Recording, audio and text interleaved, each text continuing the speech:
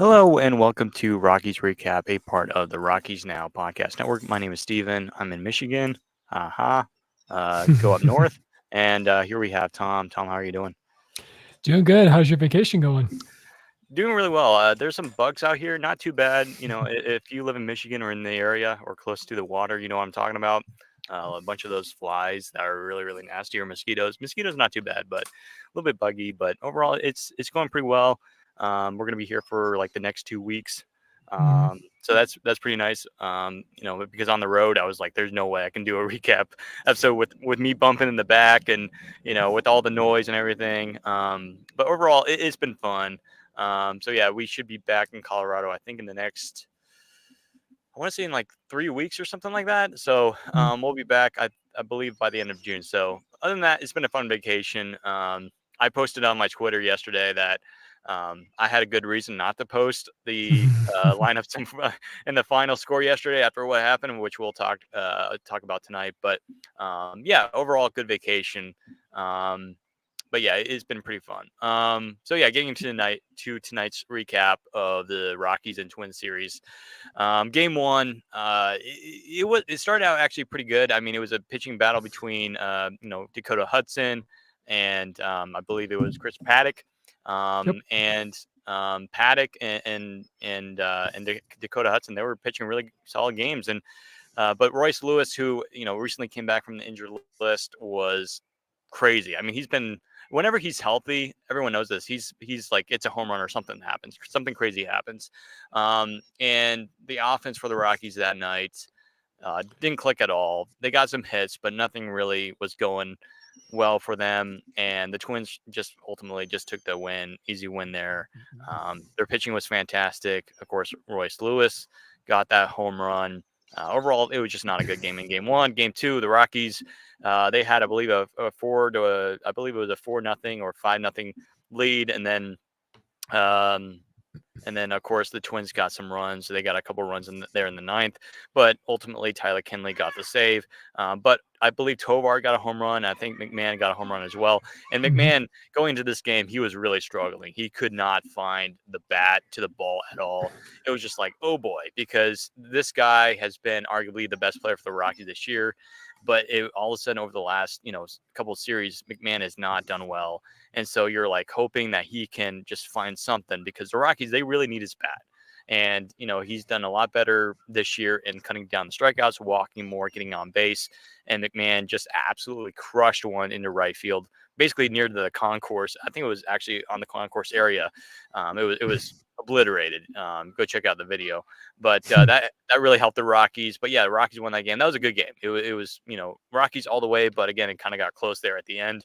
The Twins, they kind of were making a rally there, but again, the Rockies killed that, which was great. And then, of course, yesterday. So again, I didn't watch the game at all. I was busy, but like as you can see, Tom's face, and my face, we're like, what the heck, dude? Like the Rockies were down, of course, a lot early, and then the Rockies came back according to the box score, and then of course whatever that was in the seventh or eighth inning where they scored like 6 or 7 runs, and the final score was 17-9. And I'm like, well, at least we're close to a football score here, so well, might as well just like get one more run, and make it 10.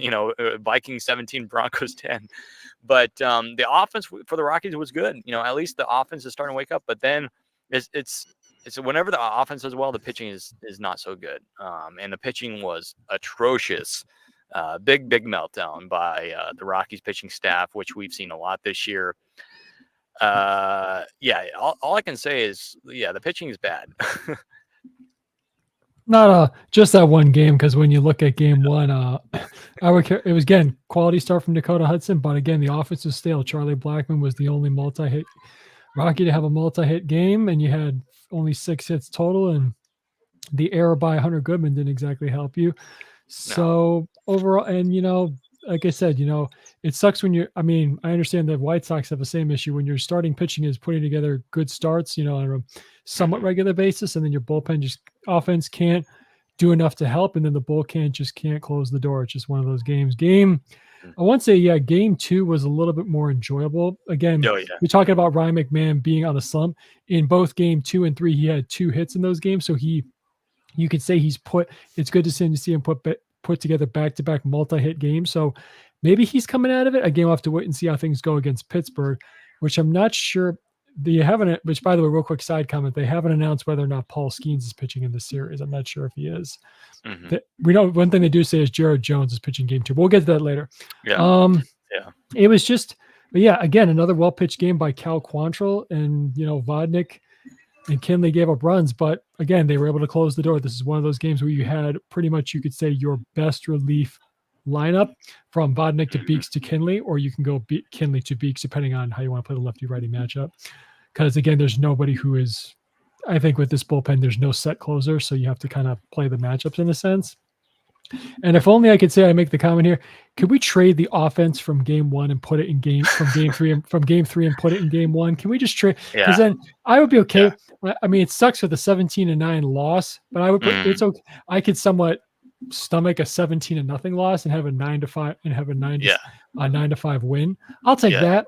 But again, and real quick comment about that game. It was just, I don't even want to talk about the Rockies. I hope, as you and I talked about this pre-show, I hope Gomber's okay. I hope there's nothing structurally wrong with his elbow. He's been suffering from some soreness, he says. I hope it's not pain, because his curveball clearly was not as sharp, which is one of his best weapons. It's just, I hope he's okay. And unfortunate thing here about the Twins, they had 4 guys with 3 hits in yesterday's game and 1 guy with 5 hits, and that was unfortunately Correa. Yeah. That was his first career 5-hit game, I believe, too, right? It wouldn't surprise me, because the guy, I don't think, I can't recall one. Overall, it's a frustrating series, especially to end on a game like yesterday's. But what can I say? This is, it's, hey, we're still here. We're still here. We're still finding the purple, even though I'm wearing a Green Lantern shirt. We're still supporting. Yeah. Like you said in the recap, Cardinals recap, the last one we did. Oh, well, of course I wasn't in there, but Tom mentioned how whenever the Cardinals, they have a pretty good lineup. They have Mason Wynn, who is kind of reminds me of Ezekiel Tovar a little bit. Both shortstops are doing really well, and there's like 22 years of age, right around the same age, and they have some veterans in that lineup, Goldschmidt, Arenado, who are starting to get hot. And the Cardinals are battling right around 500. But whenever you take 2 out of 4 in St. Louis, in a place that the Rockies have historically not done well, we'll take it. And then with the Twins, going to yesterday's blowout loss, it's honestly not as it wasn't a horrible, by the numbers it was bad, but for me, not horrible. I mean, again, the worst loss was for me the 16-1 game. Oh my goodness, on opening day, that was a way worse. Like yesterday was bad, but it was just like move on to the next game. And the Twins offense, like we saw in the series, their offense is kind of sneaky good. They have a sneaky team. They have a bunch of good pitchers. I was talking about Joe Ryan in that rotation, Chris Paddock, who is a former Padre, Pablo Lopez, who's he has a 5-something ERA, a little bit off from last year, but again, they have a pretty strong rotation, good bullpen, Pagan, I think, is in their bullpen. He's been fantastic. So it's just like the Twins, they have the pieces, and obviously this is a team that went to the ALDS last year. They swept the Blue Jays in the wildcard series, and then almost got to the ALCS if they didn't lose to the Astros. This Twins team is solid, man. And for the Rockies to win 1 out of 3 in Minnesota, again, we'll take it. We're here. We're not, again, Tom and I, we've mentioned many times before this year already, in a lot of the heartbreaking losses that we have. We're still here. We're still going to hang around, and we still feel hopeful about this Rockies team moving in the future. And of course, we're excited to see Amador still playing. And again, we're hoping that Diaz is okay, because I think in game 1, it was game 1 or game 2, Diaz, kind of tweaked his foot or I believe it was not his hammy, but I think it was his quad, I believe, according to the broadcast. But we haven't really heard much from him or the news about Diaz, but hopefully he's okay. Goodman, he could be a potential backup. Of course, Stallings going to get most of that job. Well, Diaz is kind of hanging around a little bit. Well, we really don't know yet if he's going to go to the IL. Hopefully not, because the Rockies, they already have multiple guys. We were talking about Jordan Beck earlier, and he's going to be out for 4 to 5 weeks at least with that finger, broken hand, whatever it was, and then you have Brendan Rodgers, who he twisted his ankle or bent his ankle, with an ankle injury, and so you're hoping that he can come back quickly. But at the same time, though, it gives an opportunity to guys like Amador. Um, Again, we talked, a bunch about him before we started. We're excited about him. I think we saw some progress in this Twin series where he's getting a little bit better at bats. He hasn't, I don't believe he's gotten a walk yet, but we would like to see the Amador that we saw in the minor leagues, where he was more disciplined at the plate, not swinging as much, bad pitches or whatever. But it gives an opportunity for Hunter Goodman to play, Montero to play, and of course Amador and all that. So again, bad series, but at the same time, though, it could have been worse. It could have been an absolute sweep where the Twins just absolutely owned us. But the Rockies, for the most part, stayed competitive in Game 1, even though their offense didn't even show up at the ballpark. Game 2 was much better execution, good team win. Game 3 was like, start over tomorrow or the next game. Forget about that loss. But yeah, like it could have been worse. But again, hopefully that Diaz is going to be okay. So, but yeah, we've talked about this, for the past several weeks. It's pretty obvious where the Rockies need to improve in the offseason. That's the bullpen. So, but I do like Kinley a little bit more than I like Beeks, closing. Let's make that clear. I feel like Kinley, he gave up that home run to Carlos Santana, I believe, in Game 2. And that made it like a 5-4 game. But still, Kinley, he has that experience where he's closed game before, and I think he's done it a few times with the Rockies over the last few years. And I think he even did it in Miami when he was with the Marlins. So I would like to see Kinley in that position. And of course, I think J-Law, Justin Lawrence, is going to be returning soon. Hopefully that's a sign that he's going to return back to what he was last year, because I feel like, to start the year, J-Law was just not feeling it. He had a few good outings, but he wasn't locating. He wasn't commanding his pitches. So hopefully that changes, and hopefully he does well when he comes back. So yeah, as we wrap up tonight's recap, let's quickly go to the next series. The Rockies will be starting I believe, a 3-game series starting tomorrow night against the Pittsburgh Pirates. Of course, this is something to watch, but there's a possibility that Skeens could pitch, and that would be probably Game 3, but he just pitched in St. Louis. He had that standing ovation in St. Louis, which was awesome, by the way. Hats off to the Cardinals fans for, kind of recognizing the greatness of who he's becoming to be. I mean, the guy's going to be unbelievable. You can already tell he has that aura. But there's one thing for sure. I think, Jared Jones is either pitching Game 1 or Game 2, who is almost as good as Paul Skeens. I mean, Jones is just, he's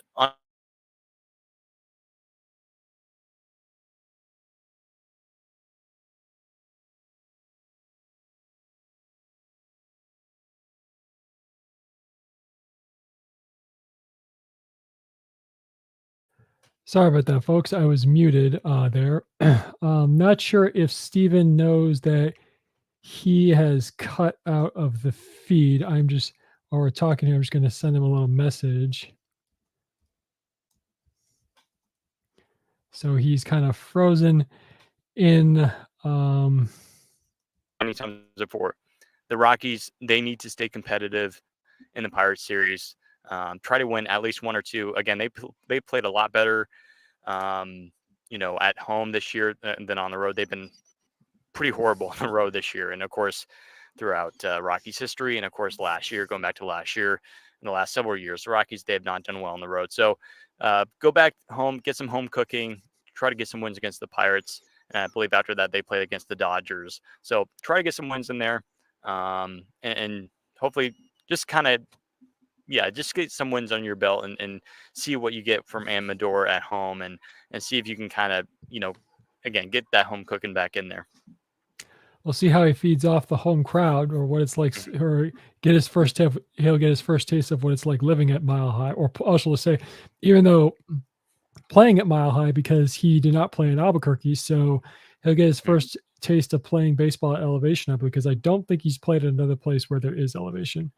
mhm. So that'll be Yeah, interesting to see. So, yeah. I'm just checking the standings real fast. I can't recall what the Pirates record is at the moment. They are 32 and 36. So they're 8 games behind the Brewers. So they're on a 2-game losing streak. So that's one thing. Mhm, So, you can kind of play. They only have, it's interesting. They only have, well, again, it's crazy saying only.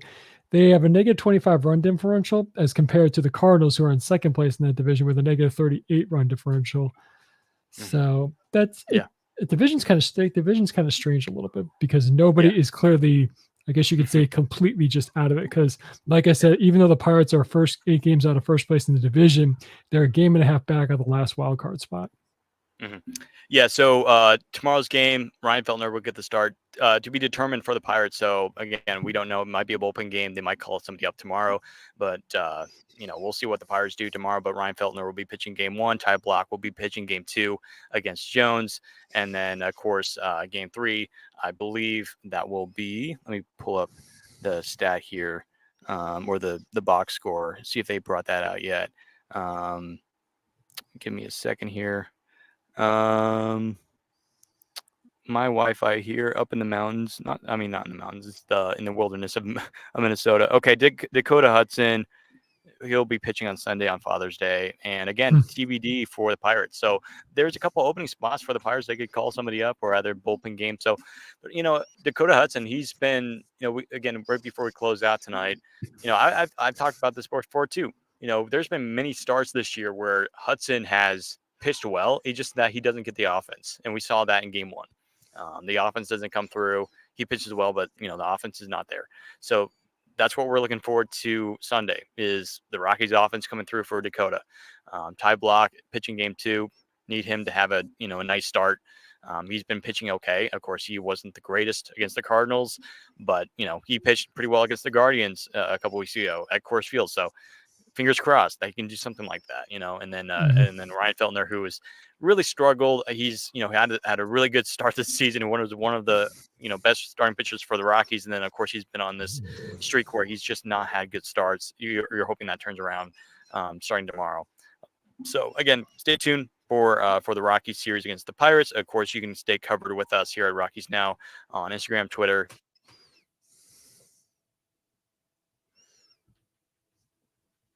Sorry about that, folks. Steven cut out again.